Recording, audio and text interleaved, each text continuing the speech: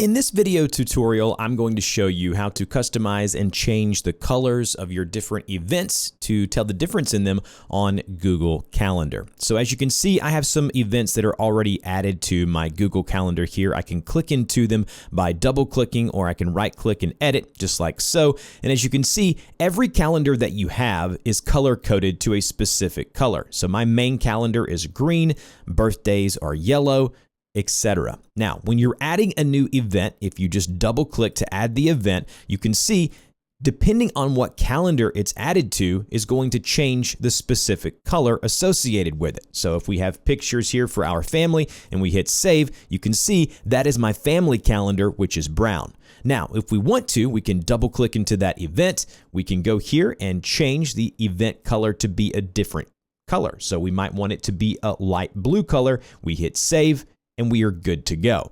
Now, as you can see, it's still in our family calendar, which is brown here, but it's blue, so it stands out. If I wanted to, I could even go into the individual calendars here on the left-hand sidebar, hit these three vertical dots, and change the specified color of that calendar. I could make that a nice maroon color. Now, when I go in here, double click, I can add it to a calendar.